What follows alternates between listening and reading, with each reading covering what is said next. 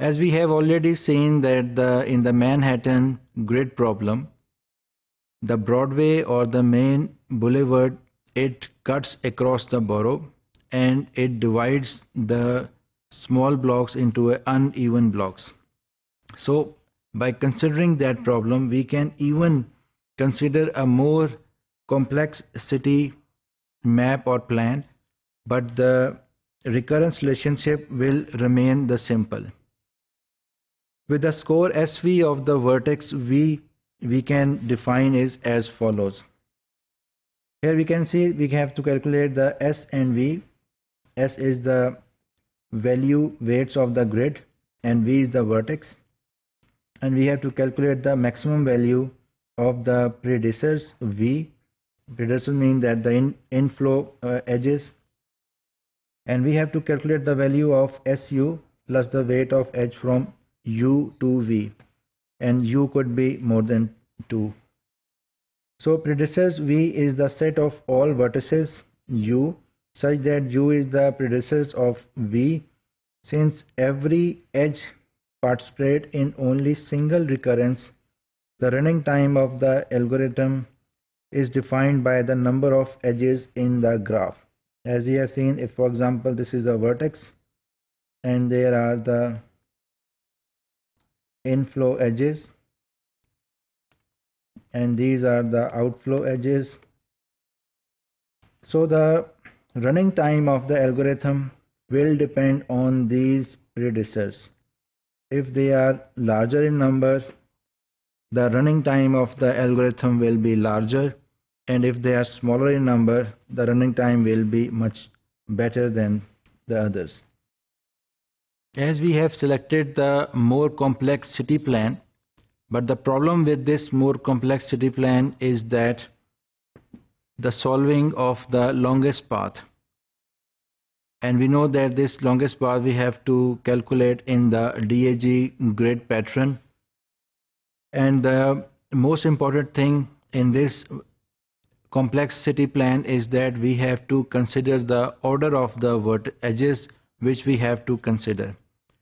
We should order it whether which one is to be considered first and which edge is to be considered after that. This ordering is important because while we were analyzing the value of vertex V, at that time on the same time the value of SU for all its predecessors must have been computed. So for these types of problems, there are 3 strategies that we will discuss in the next slide. So this is the graphic representation of the problem, and we can see there are 3 strategies that can be used for filling dynamic problem array. So the first strategy will be to fill the array.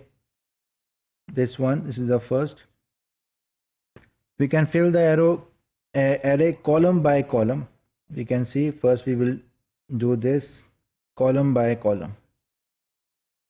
And we know that we have to calculate or solve the problem in the earlier columns first, and then the later columns will be computed afterwards.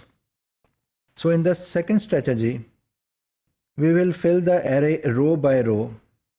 These are rows and fill in this direction. And similarly in this strategy also, the earlier rows are filled in before the later ones.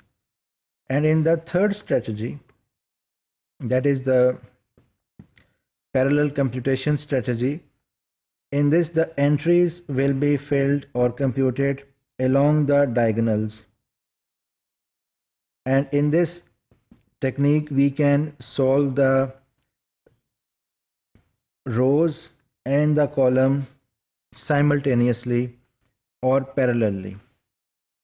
So these strategies correspond to different topological ordering of the directed acyclic graph corresponding to the perfect grid. And ordering of the vertex, because the ordering is very important, we have to calculate the weight of the vertex, while the algorithm will calculate the SN value of the DAG is called topological if every edge Vi to Vj of the DAG connects a vertex with the smaller index to a vertex with a larger index, that is I is less than j. So here we can see that we come across the problem every day. So our target is to wear up the clothes and reach at this stage. So we can try to wear the clothes in any of the order. The target is the same. Here it is, I think, more clear. So we can see here that it starts from here and we can go in this direction and we end up with the wearing of all the clothes. And in the second condition, again we start up from here and we end up with this, and these two conditions are similar. But we can see here that this is the DAG problem in our daily life. We can see in this one the cap was wear at this stage, but we can see here that the cap is wear at the end of the stage. So the target is the same, we achieve the same target. So it means that this is one of the edges and this is the other edges. And we can see also here that this long gown is wear at this stage, but this long gown is wear at the second last stage. So these, again, there are differences what we follow the pattern of wearing the clothes, but the end result is the same. So this is the example of DAG, that we follow a different paths but we end up with the identical solution.